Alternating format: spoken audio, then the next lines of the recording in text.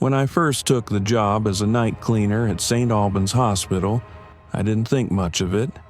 After all, a job is a job, and beggars can't be choosers.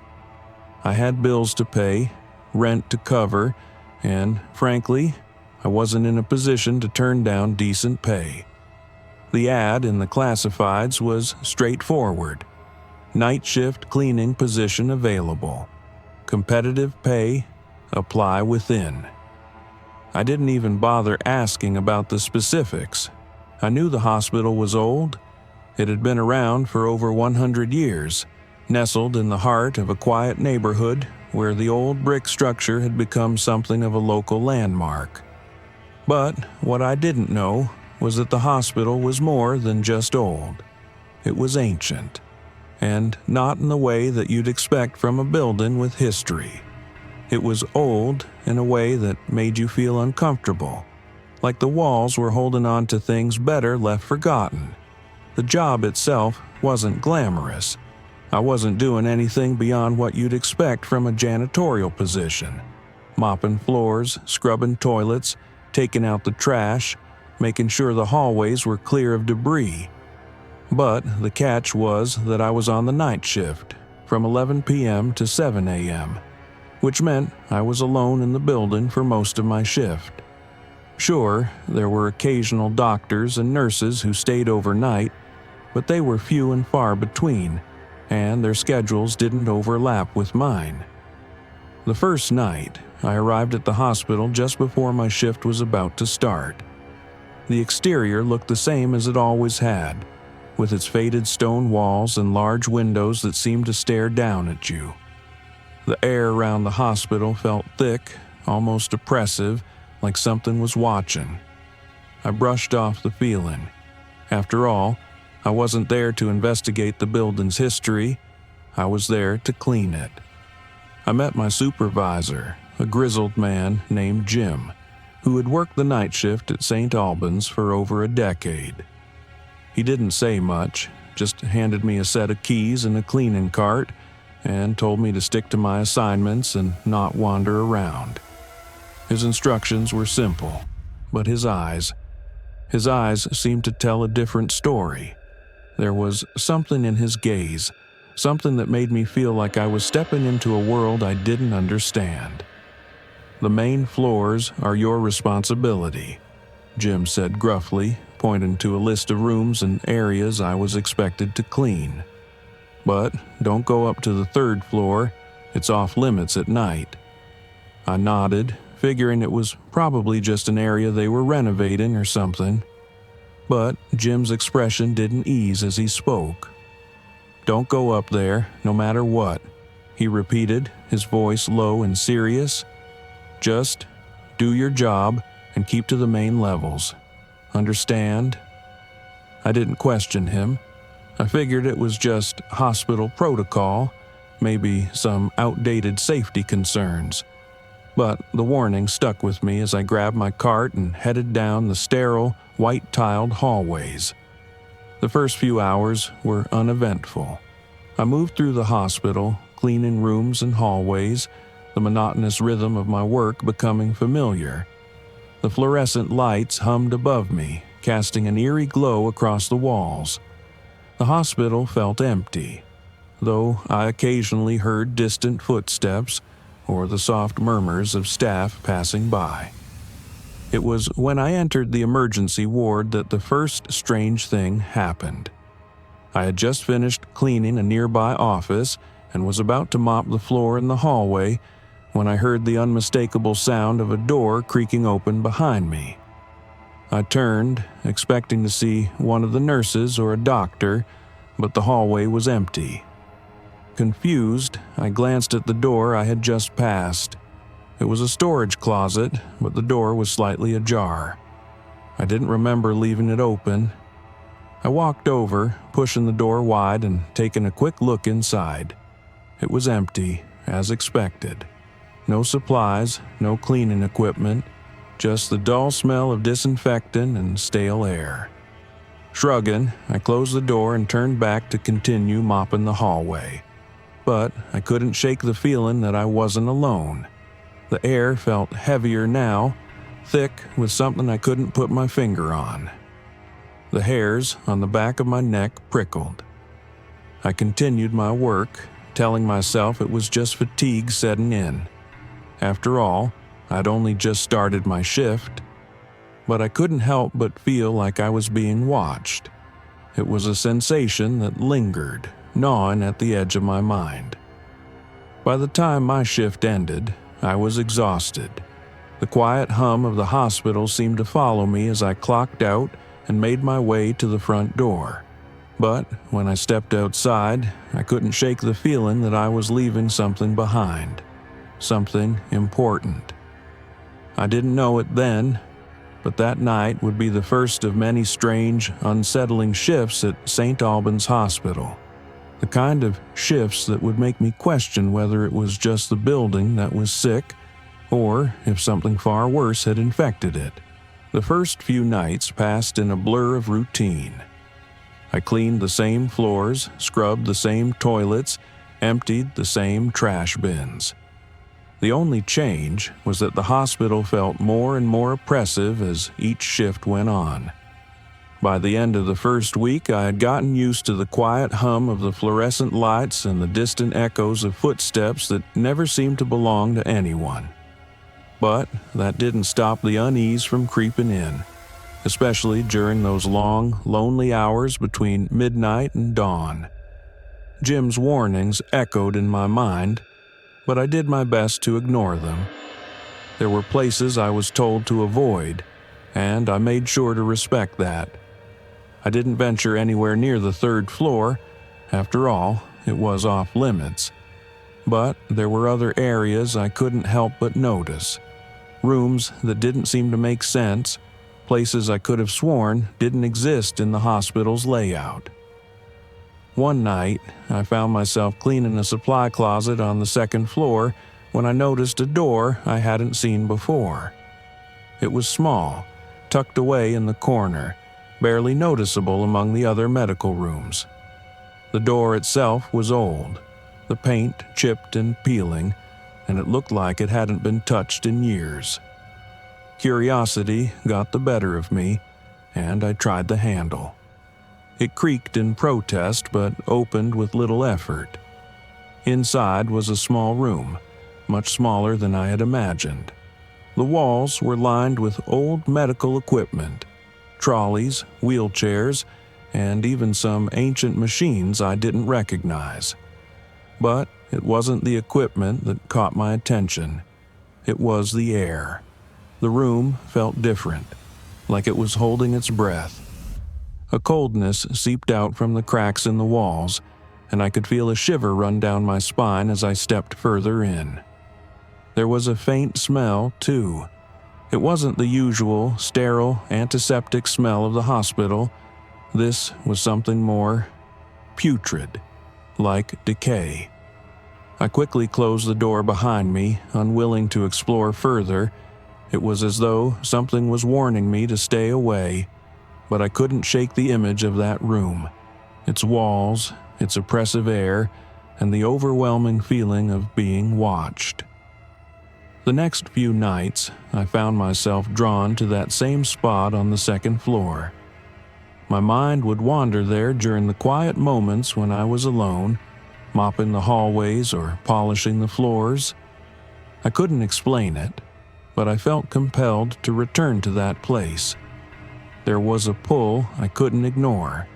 Yet, every time I reached that hallway, the door would be gone. Or perhaps I had imagined it?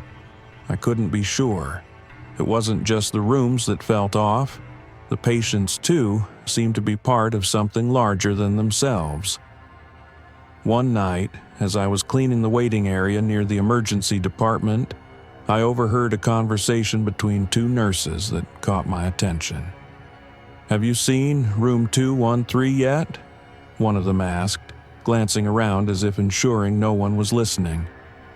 "No," the other nurse replied, "but I've heard things. They say it's cursed." I froze, my mop forgotten in my hand. Cursed? The word hung in the air like a bad omen. The first nurse continued, her voice low and conspiratorial. "They say the patients in that room, they never leave, even after they die. Some people say the room itself is alive, that it's feeding on them." I didn't catch the rest of the conversation because at that moment I felt it again, the creeping sensation of being watched. I glanced around, half expecting someone to be standing behind me, but there was no one. Only the flickering fluorescent lights above, their hum filling the empty space. I didn't know if it was my imagination or if the stories were true, but something about the way the nurses spoke made my skin crawl. I tried to push it out of my mind, but the thought of that room lingered, gnawing at me. Something about St. Albans didn't sit right, and it wasn't just the building. It was the air, the way the hospital seemed to hold its breath when no one was watching. It was as if something had been festering here for years, just beneath the surface, waiting for the right moment to emerge. The nights grew longer and the unease only deepened. The whispers that had plagued me in the beginning returned, louder now. I heard them when I was cleaning the back halls, heard them through the cracks in the walls. They weren't just murmurs anymore. They were voices, low, guttural, full of anger. I'd turn around, half expecting to see someone standing there, but every time I was met with nothing but the sterile emptiness of the hospital corridors. The sounds were coming from somewhere. I knew it. I could feel it deep in my bones. The air was thick with something I couldn't name, and I began to dread every shift more and more. One night, as I passed by the old wing of the hospital, the one that was barely used anymore, I saw something I couldn't explain. It was a figure standing in the window of room 213, a pale shape, unmoving, its face obscured by the darkness. My heart skipped a beat as I realized the lights in that room were on, something I hadn't noticed before. I stood there, frozen in the hallway, staring at the window. The figure didn't move, didn't blink. It was as if it were waiting for me. My pulse quickened, and I tried to step away, to walk in the other direction, but my feet wouldn't budge. I was drawn to the window, my gaze locked onto the figure. And then, just as suddenly as it appeared, the lights in the room flickered and went out. The window was dark once more. I turned and fled, my heart racing in my chest, but the whispers followed me. They whispered my name, calling me back, as if they knew I had seen what I shouldn't have. I couldn't run fast enough. The next few nights passed in a haze of sleepless anxiety. Every time I stepped foot into St. Albans Hospital, I could feel something lurking in the corners, waiting to make its presence known. The whispers had gotten louder, more persistent. Sometimes they felt like a trick of the wind, a draft that carried sound from an unknown source. But deep down, I knew better. These voices weren't coming from the walls, the pipes, or the wind. They were coming from the hospital itself, from the very foundation of the building. I tried to ignore it, tried to convince myself it was just fatigue or stress from working the graveyard shift. After all, I had worked late hours before.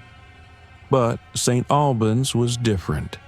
It wasn't just the late nights or the long shifts.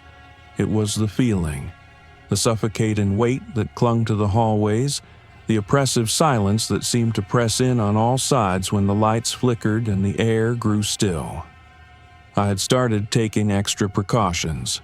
Before each shift, I would make sure my phone was fully charged, my flashlight working, and I even started leaving a small light on near my station. The hospital seemed to change at night. The walls, the floors, the lights, all of it felt like it had a pulse, a life of its own. Sometimes I thought I saw things in the periphery of my vision, figures darting in and out of dark rooms, shadows that moved against the flow of the light. But when I turned, nothing was there. But the worst part was the patients. The ones in the ICU, the ones who stayed overnight. They had started acting strange. I was cleaning the West Wing late one night when I heard the sound of a door creaking open. At first, I thought it was one of the rooms on the floor, the patient shifting in bed or calling out for help. But when I turned the corner, I saw something that stopped me in my tracks. Room 217, the one closest to the end of the hall, was wide open.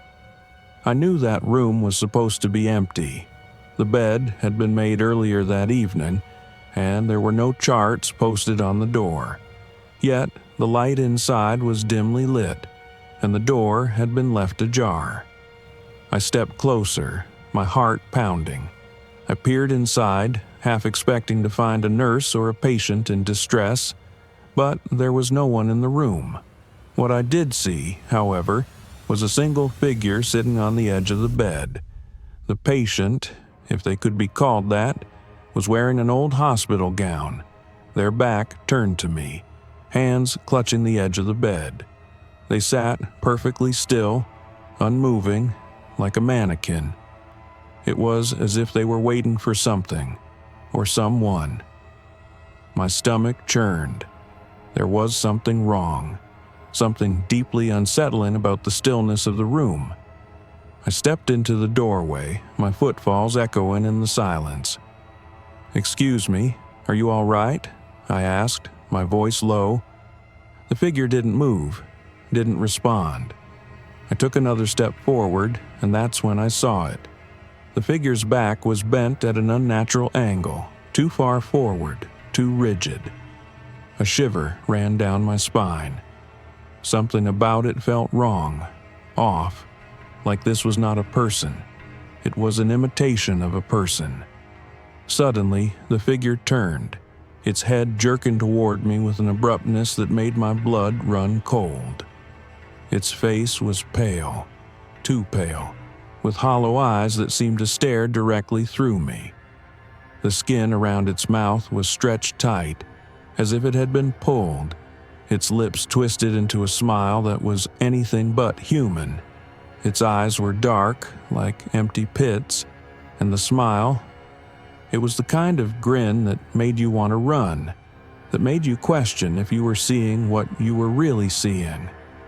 I stumbled backward, my hand grabbing the doorframe to steady myself. What's wrong with you?" I stammered, the words barely leaving my throat. The figure didn't answer. Instead, it slowly lifted its arm, and the motion seemed to come in fits and jerks, as though it was struggling to move. The arm reached up, fingers crooked like claws, pointing toward the hallway. Its smile widened, the skin around its mouth stretching to an unnatural degree.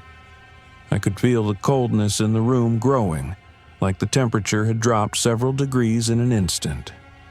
The figure whispered, no, it hissed, something in a language I didn't understand. The sound was guttural, a mixture of something ancient and wrong. My heart hammered in my chest. I backed away, stumbling into the hallway. Without thinking, I turned and fled, running toward the nurse's station. I needed to get out of that place. I needed to leave before I went insane. But as I ran, the whispering followed me, echoing in my ears, growing louder with every step I took. "You shouldn't be here," the voice said. "You shouldn't have come." I couldn't tell if the voice was coming from inside my head or if it was from the hospital itself. Either way, I couldn't shake the feeling that it was everywhere, that the building itself was alive, feeding on me. I reached the nurse's station, my chest heaving, but the station was empty. The only sound was the hum of the fluorescent lights overhead and the muffled voices coming from distant rooms. No one had seen what I had seen. No one could explain the thing in that room. The clock on the wall read 3:45 a.m. Something was happening in St. Albans, something beyond the ordinary, and I had a feeling that whatever it was, it had no intention of letting me leave. The following night, I couldn't shake what I had seen in room 217. The figure, the eerie smile, the way it moved, or rather, didn't move. Everything about it had felt wrong. I kept telling myself it was just a hallucination, brought on by exhaustion or my overactive imagination. But deep down, I knew better. I had seen something that wasn't supposed to be there. I arrived at the hospital for my shift early, trying to distract myself from the lingering unease. The hallways seemed emptier than usual, as if the hospital itself was holding its breath, waiting for something. The fluorescent lights flickered above me, and every creak of the old floors sent a chill down my spine. I tried to focus on the mundane tasks, mopping the floors, wiping down surfaces, but the feeling that I was being watched never left me. It was during my break when I overheard something I wasn't supposed to hear. I was sitting in the break room, sipping on a cup of coffee, when I noticed two nurses speaking in hushed tones near the back of the room. Their voices were low, but I caught a few words. "Hasn't been the same since they started working here. Don't mention it to the new ones. We don't want to scare them. I heard the last one quit after only 2 weeks. They couldn't take it anymore." I couldn't help but listen in. My curiosity piqued. What were they talking about? The nurses seemed to notice me staring and quickly fell silent, exchanging an uncomfortable glance. But it was too late. I had already heard enough to know something was very wrong with this hospital. I wasn't the only one who felt it. "Don't mind us," one of the nurses said, forcing a smile. "Just talking about the usual stuff. Long hours get to us, you know." I nodded, trying to hide my discomfort. They hadn't given me any direct answers, but the cryptic conversation stuck with me. They were clearly avoiding something. I had to know more. Later that night, as I was cleaning the empty hallways, I noticed a door I hadn't seen before.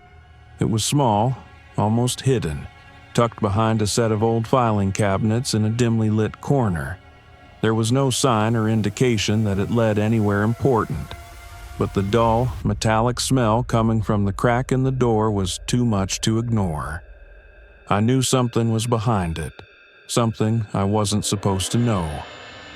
I glanced over my shoulder, making sure no one was around, and pushed the door open.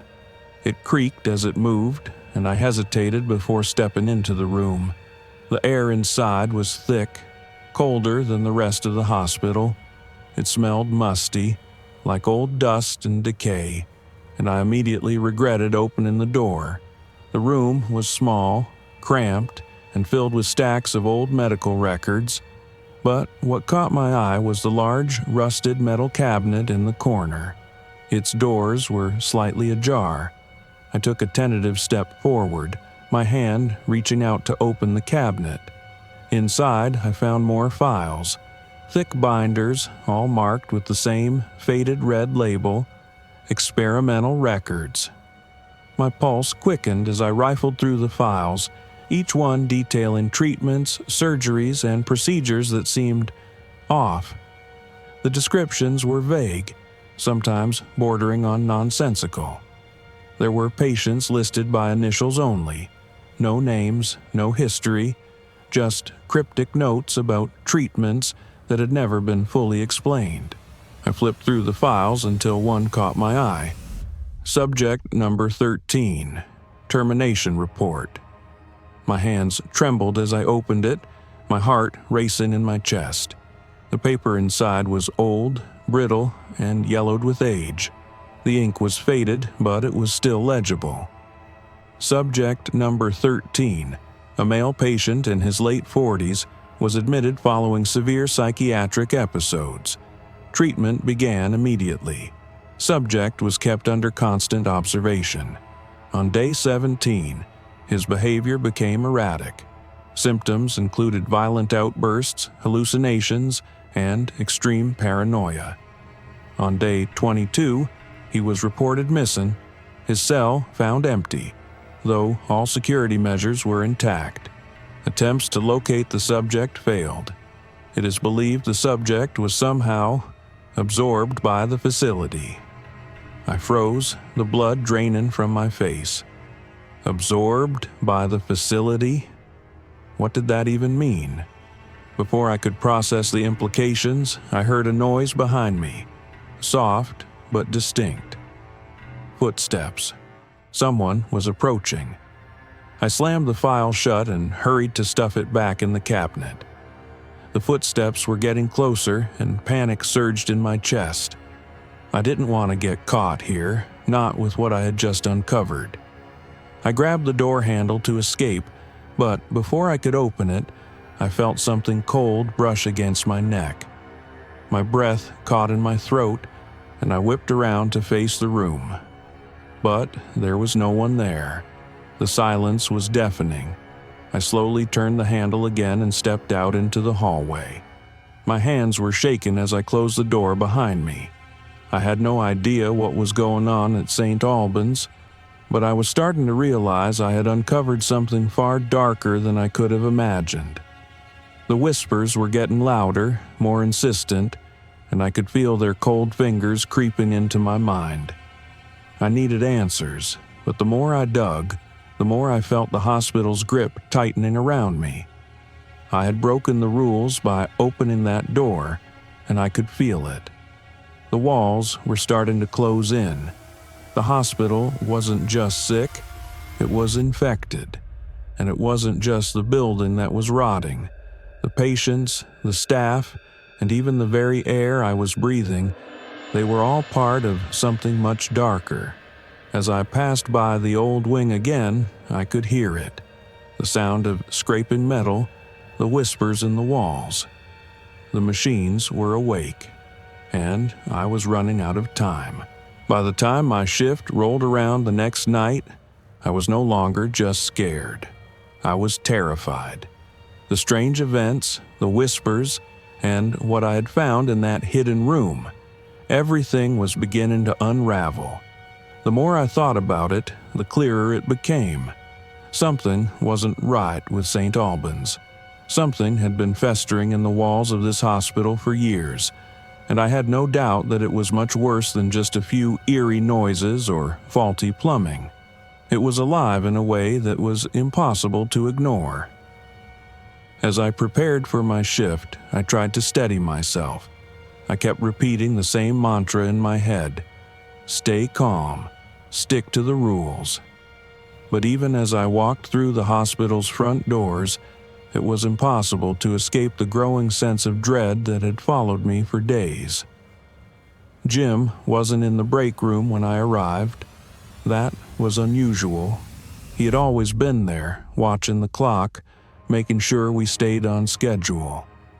I tried not to let my mind wander, but the absence of his presence only added to the strange atmosphere that seemed to linger over the building. The hospital felt more empty than usual, even with the hum of the machines in the background. I started my rounds, going through the usual routines, but the longer I stayed in the hospital, the more uneasy I became. The air felt thick, almost suffocating. I kept glancing over my shoulder, half expecting to see someone standing behind me, watching, but when I turned, no one was there. I reached room 213. That room, the one that had been haunting me. The room where I had seen that thing. The twisted, grinning figure that had watched me. I wasn't sure why I was drawn back to it. Maybe it was because I had never really processed what had happened there. Or maybe it was because I knew, deep down, that I couldn't leave without confronting whatever this hospital was hiding. I hesitated outside the door, my hand resting on the handle. The whispers began again. Soft at first, then growing louder. The voice was clear now. It wasn't a whisper at all. It was a command. Come in. I swallowed hard. Every instinct screamed at me to turn away, to run. But my feet didn't obey. I opened the door. Inside, the room was exactly as I remembered it. Sterile, cold, and unsettlingly quiet. The bed was empty, and the walls were lined with medical equipment. But the moment I stepped inside, I felt the temperature drop. The air grew colder with every step, my breath visible in front of me like a fog. I could hear the faint sound of breathing. Soft, slow, deliberate. But there was no one in the room. I turned toward the window. It was dark outside, and the lights in the hallway flickered. The hum of the machines continued to vibrate through the walls, but the room felt different. The air was heavy, charged with something I couldn't explain. My heart pounded in my chest as I slowly made my way to the bed. "You shouldn't have come here." The voice wasn't in my head this time. It was real. It was coming from behind me. I whipped around, my breath catching in my throat. Standing at the foot of the bed was a figure, tall, gaunt, and dressed in a hospital gown that hung loosely around its skeletal frame. Its skin was pale, stretched tight over its bones, and its eyes were completely black. There were no whites, no pupils, just empty voids staring at me. The figure tilted its head slightly, its mouth opening to reveal a grin that stretched too wide. I couldn't move. I couldn't speak. The figure took a slow step toward me, its gait unnaturally stiff and jerky. The whispers grew louder now, filling the room, making it feel as if the very walls were closing in. "You shouldn't have opened the door. You've seen too much." The voice echoed in my ears, deep and guttural, like a distant growl. The temperature in the room plummeted, and I could feel the cold creeping into my bones. My heart raced as I backed away, my body moving before my mind could catch up.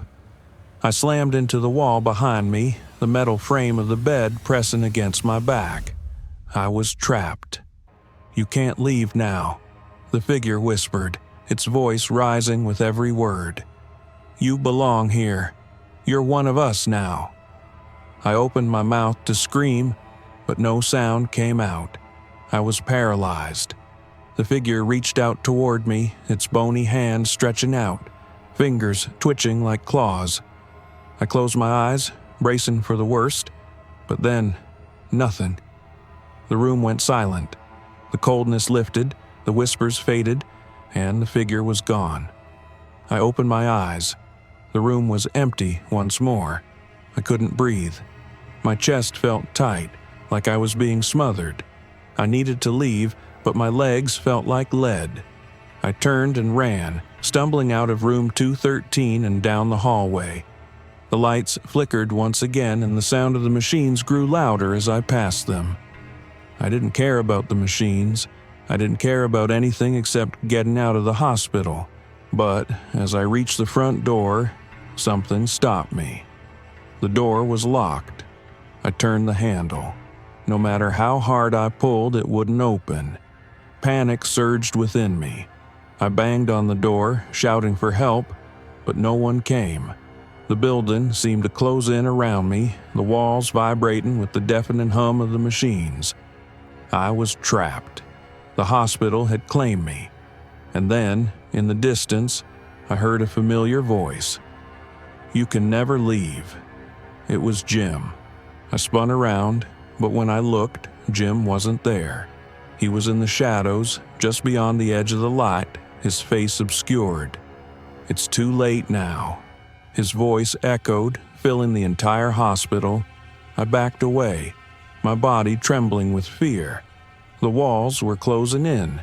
The machines were awake. St. Albans had claimed me. I couldn't breathe. I was suffocating in this twisted metallic nightmare. The air was thick with something I couldn't explain, and every heartbeat felt like it was hammering against my ribs.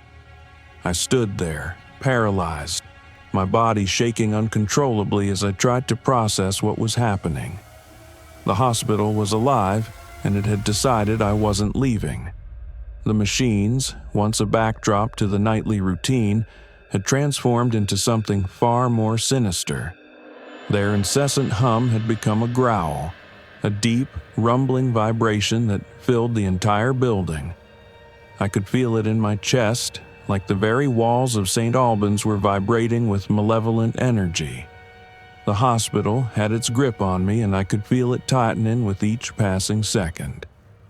I turned away from the locked front door, searching frantically for an escape. The hallways seemed endless, like a maze that shifted and changed with every step I took. It was as if the hospital itself was alive, reshaping itself, trapping me in its clutches. My mind raced as I stumbled through the sterile, cold corridors, my footfalls echoing in the silence, punctuated only by the ever-present hum of the machines. Then I heard it, the whispers. At first, I thought it was my imagination, but the sound grew louder, more distinct, until it was impossible to ignore. They weren't just voices in the air, they were in my head, twisting their way into my thoughts. The whispers were alive. I felt them scraping against the edges of my mind, pulling at my sanity, telling me things I couldn't unhear. You should never have come back. This place will never let you go. You are part of it now. The voices were everywhere, coming from the walls, the air, the machines. I tried to block them out, but they were inescapable. I stumbled through the hospital, the whispers growing louder with every step, echoing through the cold, empty hallways. There was no one left. The staff was gone. The patients, whatever had been left of them, had been consumed by this place. It had taken them, just like it was taking me now. As I reached the second floor, I found myself standing in front of room 213, the room I had been warned about, the one that had called to me from the moment I stepped foot in the hospital. The door was open, just a crack, as if it were waiting for me. The whispers called my name, urging me forward. I didn't want to go in. Every instinct in my body screamed at me to run, to get away from that cursed room. But the hospital wasn't giving me a choice. The door swung open on its own, and I was drawn inside, as though the very building was pulling me in. I felt my feet moving, dragging me unwillingly toward the room that had haunted my every step since I first saw that figure. Inside, the room was darker than I remembered, colder too. The lights flickered above me, casting long shadows that seemed to stretch out, twisting and writhing on the walls. The bed was empty, just as it had been before, but the air was different. It felt thick, heavier, like something was waiting in the room with me. And then I saw it again, the figure. It stood at the foot of the bed, just as it had before, its back turned toward me. Its skeletal form was pale, its arms hanging loosely at its sides. But now, there was something more, something that made my stomach churn. The figure was no longer still. It was twitching, its body jerking with unnatural movements, like it was struggling to break free of some unseen force. I stepped back, my breath shallow, but the figure turned toward me, and this time I could see its face. Its eyes were empty, hollow sockets that seemed to gaze right through me. Its smile stretched unnaturally wide, its lips cracking open, revealing jagged teeth that weren't human. It moved toward me. I stumbled backward, but my legs wouldn't cooperate. I was trapped. There was nowhere to run. The hospital had consumed me. You shouldn't have stayed. The voice was not the figure's. It came from everywhere. From the walls, from the machines, from the floor beneath me. The entire hospital seemed to be speaking. I opened my mouth to scream, but no sound came out. I felt my body grow cold and a sharp pain pierced my chest, like something was squeezing my heart. The whispers turned into a cacophony, 1,000 voices screaming in agony, and I felt the walls of the room closing in, suffocating me. "You are ours now." The voice echoed in my mind, filling every crevice of my thoughts. In the darkness, the machines roared to life again, their gears grinding louder, the sound vibrating through the room, through my body. The air crackled with static, and I felt my body growing heavier, like I was being pulled into the very foundation of the building. The figure in front of me stepped forward, its skeletal hand reaching out, its grin widening. I didn't have time to react. The darkness overtook me. When I woke, I was lying on the floor of the hospital. The room was empty. The machines had stopped. The air was thick with silence. I didn't know how much time had passed, but the sense of dread had vanished. The whispers were gone. The hospital was no longer alive. But I couldn't shake the feeling that something had changed. I stood up slowly, my body stiff and aching. The hospital felt different, but it was still there. I walked down the hall, but the place felt different, like it was fading, like it wasn't quite real anymore. I looked around and saw nothing. The hospital had returned to its eerie, empty state, as though nothing had ever happened. But deep down, I knew. I had been consumed by St. Albans. The hospital had taken me, and no matter how hard I tried to escape, it was never going to let me go.